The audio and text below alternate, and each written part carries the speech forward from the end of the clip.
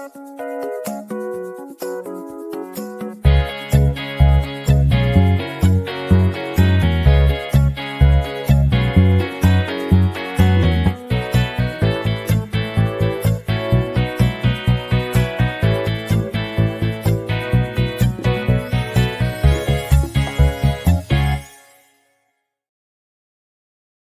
morning, everyone. It is the 3rd of June, 2024. It is 9 o'clock in the morning right here in Tucson, which means it's time for the mindful moment. I'm Dr. Jonathan Zenz. I'm the senior minister here at Unity of Tucson. I say here because virtually this is part of Unity of Tucson, although I'm not physically at Unity of Tucson in the moment.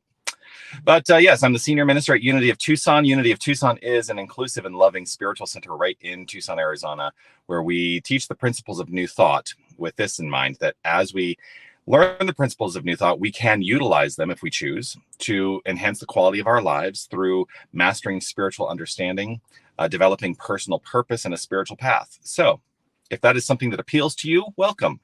If it's not something that appeals to you, also welcome. Always grateful to have a connection in this way. Whether you're watching live or on the replay, I would love for you to post a comment and let me know that you are here. I always love to see those comments come through, of course. And I will offer this reminder. It is to say that you are love, you are light, you are life, you are magnificent. And I hold firm in my faith, my resolve, my understanding of you as magnificence, as magnificence itself, magnificence embodied and expressed. That's how I see you. How do you see yourself? You don't have to tell me, but just check in with yourself. Do you understand yourself as the very essence of infinite magnificence? I'm going to encourage you to consider that that is who you are. That is who you are. Infinite magnificence. So today, well, first of all, I just realizing as I'm sitting here, I'm realizing that, so yes, I'm in my car. We had a complete internet outage yesterday at Unity of Tucson in our physical location. Internet just completely went out. And when we called our service provider, they were not able to resolve it yesterday. So they're sending a technician today. So I'm here grabbing a little Wi-Fi in a Starbucks parking lot to be able to join you this glorious day. And then I just realized as I see my own image in the phone that I'm using, that my recycling is back there. It's really a really attractive, way of engaging with you, to show you me in my car with my recycling. I just have to laugh at it, because what are you going to do? Here we are. You get to see me. And you know what? That actually goes a bit in line with one of the things that I always like to remind people of, is that I strive to be authentically me in every part of my life. There was some years ago I started to realize, I've got 3 personas that are usually active in my life. I've got my public persona, me as a minister who stands on a platform every single week, me on videos that I put out every single weekday, me as in a public way. I've got a public persona, right? And then I also got a personal persona, and that is the me that you might experience at potluck on a Sunday. We had potluck yesterday at Unity of Tucson. Or you might experience my personal persona if I run into you on the street. And then I've got a private persona, and that is the person that I am at home in the privacy of my space with my husband. That's my private persona, right? So here's the thing that I strive for. I strive to ensure that my public and my private and my personal personas are always in alignment with the authenticity of my being. So that who you experience, say, if you ran into me at Trader Joe's, is the same person that you would experience if you were sitting in a sanctuary on a Sunday. And the reason that I do this is because I think it is important to live with that level of integrity. And there are reasons that drove me to this decision when I knew I was going to be a minister, in terms of how I was going to express myself. I always wanted to make sure that no matter what, who you saw on the platform on a Sunday is the same person that you're going to experience when I was off the platform. I never wanted to be a hypocrite. So I strive in every aspect of my life to be the most magnificent person that I can muster in any given moment. And you're going to see when I sit in my car and I have my recycling, I'm like, oh, well, there you go. Or you're going to see the challenges that I face. You know, I always think that the best way of teaching spiritual principle is to be a model of how to gracefully grow through the challenges we face, because a lot of words, a lot of nice words don't mean anything if they are not met in experience. Then they're just nice words. So my question to you today then is this: how will you, in a way that is, and I'm going to use this word, unapologetic. I'm wearing my unapologetically inclusive shirt today. In a way that is unapologetic, allowing yourself to be unconditionally you in every aspect of your life, without hesitation, to allow the magnificence of you to shine through. That's really what's going on. If you allow the magnificence of you to shine through, it's going to include the way you manage and handle the things that seem to go awry. And I'm a New Thought person that, yes, I believe that we are all responsible for the outflow of our lives. That is fundamental in New Thought. But I don't get too caught up in, oh my gosh, what did I attract into my life to cause this negative situation? I don't do that.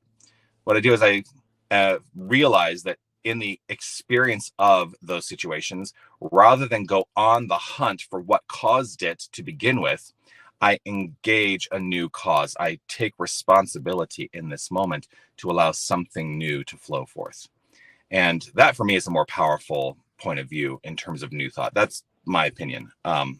You get to decide what you think about that. But I don't find any value in going on that hunt almost ever. I almost never find value in that hunt, because usually what it does is it keeps me in the consciousness of that thing that led to that circumstance to begin with. And so I kind of went off the rails a little bit here. See, you get me, just who I am. So in what way will you step into expressing your authenticity today in every situation, whether it's public, personal, or private? Will you join me in being your authentic self, holy, no matter what? That's what I'm going to choose. I think it's a great way to be as well, because, well, I mean, we're in Pride Month. It's why I'm wearing one of our Pride shirts that we offer. We're in Pride Month now, and you know, pride not in the sense that I feel superior. That's not the kind of pride I'm talking about.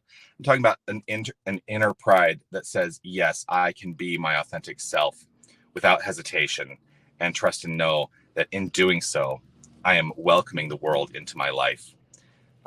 So yes, that's what it's all about for me today. So what am I praying on? I am praying on the outflow of authenticity rooted in the expression and wholeness of our divine beingness. So if that is something that is appealing to you, I invite you to join me in the practice of affirmative prayer here and now. Go ahead and close your eyes if it's safe and comfortable for you to do so. It is not a requirement, as I always say. It's just an idea. But as I close my inner eyes, it opens me up to an inner awareness. And I root myself in the awareness of the one wholeness, the one infinite power and presence. I am open to the realization of the divinity at the core of all experience, all expression. For God is all there is. Love is all there is. Infinite creative source is all there is. The quantum field is all there is. And we are, each and every one of us, aspects of the wholeness. We are facets of the infinite. We are divinity expressed. There is no part of our beingness that is not wholly divine. We are God. We are God. And I allow the God self to inform through love and kindness, respect, through a sense of magnificence and understanding that all whom I encounter are equally magnificent. I let the God self shine through in every aspect of my life, in the public, the personal, and the private. I trust and know that God, the flow, the magnificence is always doing its perfect work. And so open to this and allowing this unfoldment with gratitude and appreciation overflowing from within, I simply say yes to its outflow. I say yes to what shows up. And I know that I am empowered to address any aspect of being that shows up in my life with love, with grace, with dignity, with pride, with joy. And so heartfelt resolution in this, I simply let it be. I allow the unfoldment and I trust. I trust. I trust. And letting this be so, I affirm it by saying, and so it is. Amen.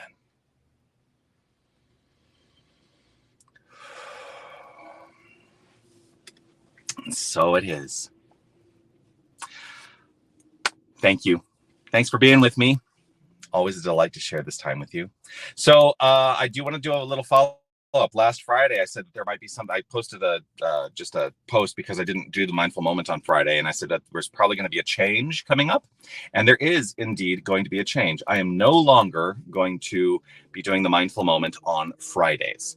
The reason for that is my colleague Steph Saint Amand and I have decided that we are going to do what we call the rant, radically affirmative new thought, every single Friday. So you'll be able to find me on these streaming channels Friday at 9:30 a.m. Arizona time. And it will change when everybody else does daylight savings or goes off daylight savings. So just so you know that the time frame, if you're in Arizona, will change. But check it out Friday. That's going to be coming up. But I will see you tomorrow at 9 a.m. right here for the next mindful moment. Peace and blessings, everyone. Thanks for joining me. Talk to you soon. Bye.